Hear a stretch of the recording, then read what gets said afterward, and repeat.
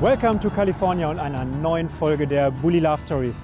Ihr wundert euch vielleicht, warum ich heute mit einem blau-weißen ID.Buzz unterwegs bin, aber das hat einen ganz besonderen Grund. Und was dieses Ersatzteil damit zu tun hat, das seht ihr jetzt.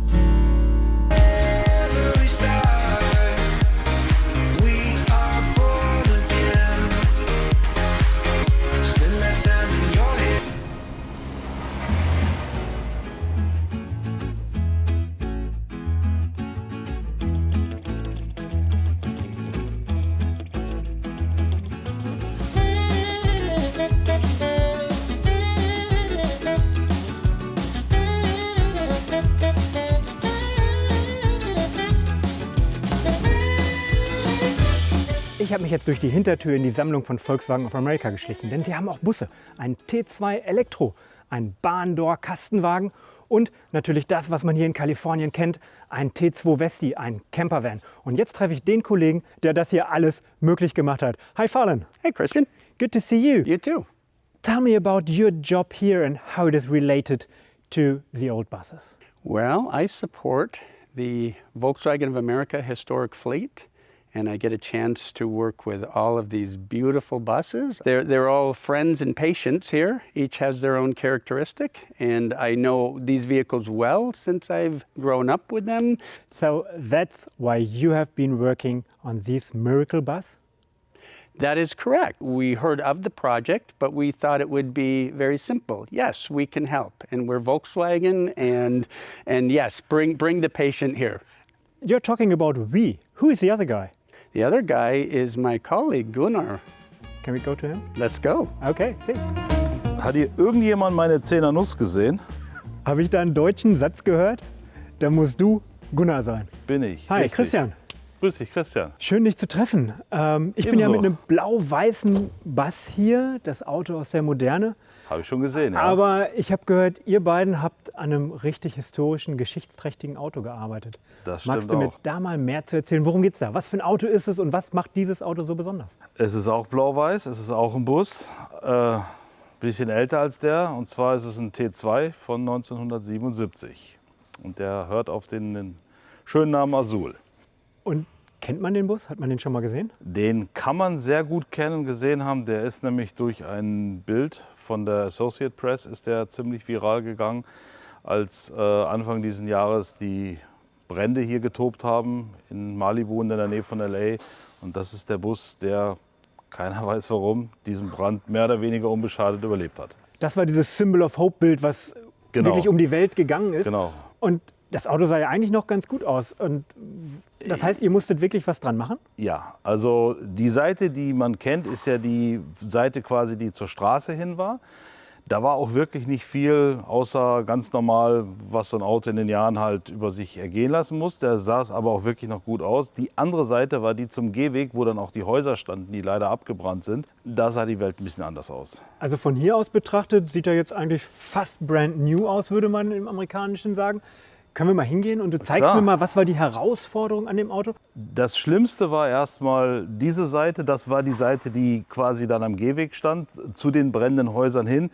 Da war komplett die Farbe abgeblättert. Da war oben auf dem Dach die Farbe wirklich bis zum nackten Metall runter weg.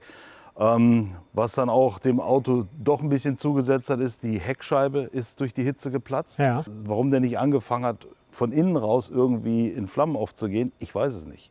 Und womöglich auch noch Sprit im Tank. Ja, wir haben, bevor wir den Tank ausgebaut haben, haben wir 11 Gallonen, das sind so 44 Liter Sprit, haben wir da rausgeholt. Also Vollgetankt Also der quasi. war quasi gut über 3/4 voll, ja. Aber was war jetzt so die größte Herausforderung bei der Restaurierung selber? Also was habt ihr alles gemacht? Klar, ihr habt ihn lackiert, das ist ja offensichtlich. Was waren die wirklichen Herausforderungen für euch? Da sind einige Sachen zusammengekommen. Erstens mal ist das eine Lackierung, die willst du nicht irgendeinem ganz normalen Lackierer geben. Da brauchst du schon jemand, der auch so ein bisschen Händchen und Faible für so ein paar alte Autos hat. Das hat schon mal geklappt. Dann das nächste Problem ist natürlich Teile. Und bis du da dann was hast, das dann auch wirklich so funktioniert, wie du es möchtest. Und wir sind ja jetzt auch VW. Wir möchten jetzt auch nicht da irgendwas reinschrauben, was dann nachher mehr oder weniger gut oder schlecht funktioniert. Ich habe euch so ein kleines Metallröhrchen mitgebracht. Richtig. Wo braucht ihr das und baust du das ein? Das baut vermutlich mein Kollege, der Fallen, ein. Aber das ist das Teil, was zwischen dem Wärmetauscher am Motor und dann für das Ventil, für die Klappe, für das Heizgebläse auf der rechten Seite ist dieser Ellbogen, der dazwischen ist. Und den haben wir nicht passend gekriegt. Das heißt, ihr habt so ein bisschen Arbeitsteilung. Der Farlen macht Motor und alles. Das heißt, wenn ich da jetzt reingucken möchte, schnappe ich mir nochmal den Farlen und der zeigt mir. Der kann dir am meisten darüber erklären. Ja, sehr cool. Dann gucke ich jetzt mit dem Farlen mal in den Motorraum und zu dir komme ich gleich nochmal zurück und wir Gerne. gucken dann nochmal in den Innenraum, wie das aussieht. Können wir machen.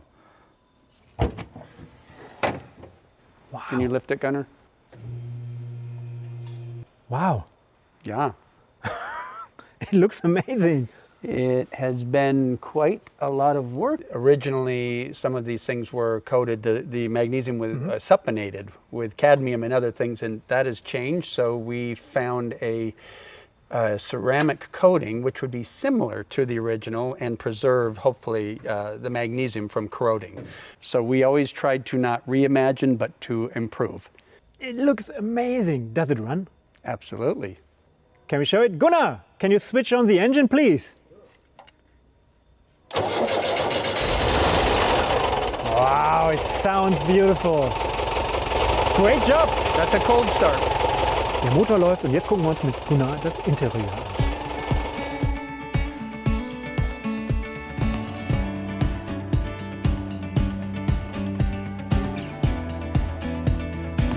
Das sieht hier nach verdammt viel Liebe zum Detail aus. Gunnar, was habt ihr hier alles gemacht? Alles neu?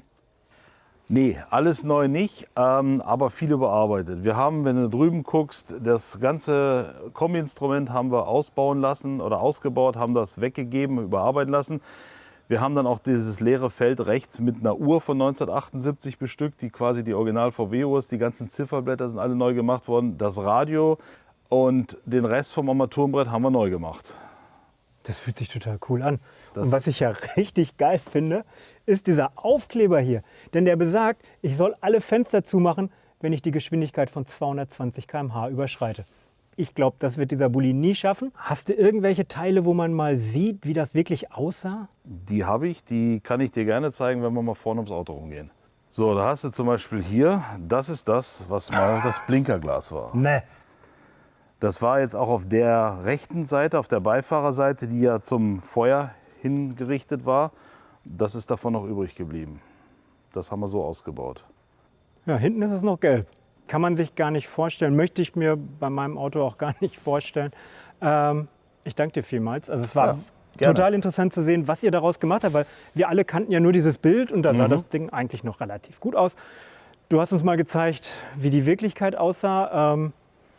Vielen, vielen Dank dafür und Ja, gerne geschehen. wir sehen uns wieder. Danke Alles dir. klar. Ciao. Tschüss. I think there was a lot of anxiety with everybody and just wondering how bad is this going to continue to get. It just spread so quick. I thought there is no chance to survive. One bus survived actually, in those, massive fire. That beautiful bus amongst all the disaster was just amazing. Definitely was a beacon of hope because it shows that this bus has been through a lot over its years. We've been through a lot, and I think we can rebuild and move forward from there.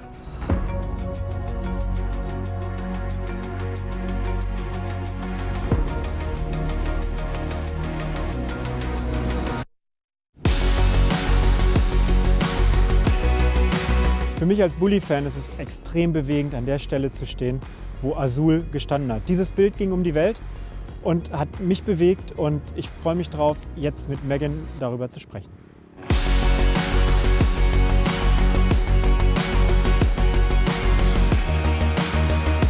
Megan, thanks for having the time and let's start. How does it all begin? So, how came Azul into your life? She was definitely an impulsive buy. Didn't really think about it, but I knew I always wanted a vintage Volkswagen bus. So I knew one of my friends who was a big car guy, and I texted him and I was like, yo, do you know anyone who's selling a Volkswagen bus? And he's like, I am, come over right now. And I was like, okay. Then I bought it that day. Like right when I saw it, I'm like, I need it. And Oh, then really? I impulsively bought it, yeah. That's perfect. But why a Volkswagen bus? It's an iconic California car. I wanted it for my art. I do surfboard art. I recycle old used surfboards and I just turn them into beautiful decor. Oh, cool. And then this would be a good carrier for boards and just driving around, just going on adventures. I'm like, perfect. Then it came the day when the whole world get known about Azul, but that's what we saw in the media. How can a picture of an old car be a beacon of hope? So the photo, it was all ashes and devastation. And then you just see this car that looked untouched, that was bright in all of the darkness. How could something survive all of that chaos, all the endurance and hell that it burned through, and it survived, and it gave people like, okay, if this car could survive, like I can keep going too. There's something to look forward to. So now she's back.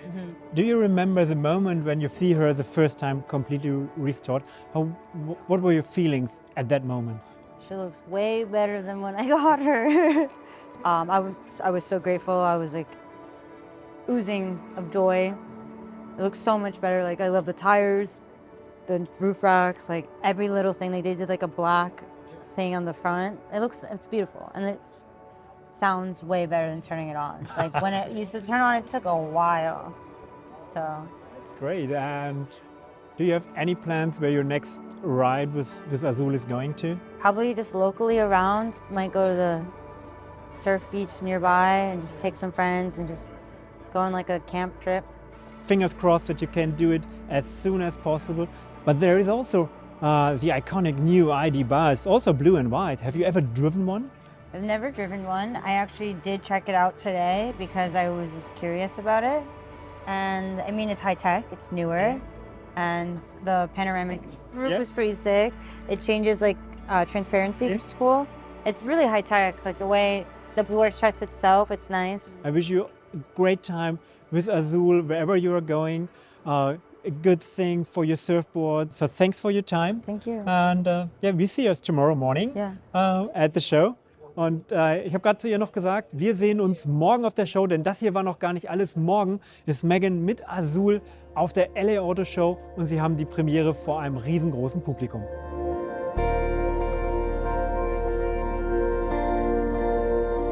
Wir sind nun an der letzten Station unserer Reise durch Kalifornien angekommen. Wir sind auf der LA Auto Show.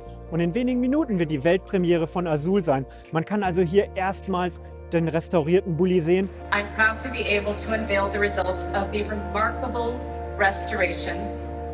Now, let's take a quick look.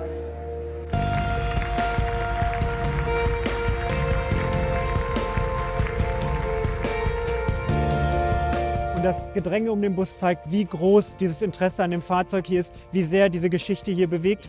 Und einige dürfen Azul in klein auch mit nach Hause nehmen. Und ich darf jetzt auch wieder nach Hause. Und ich hoffe, euch hat diese Geschichte genauso gefallen wie mir. Mich hat sie sehr bewegt. Und wenn ihr weitere bewegende Geschichten über Bullis sehen wollt, guckt einfach mal die anderen Bully Love Stories an.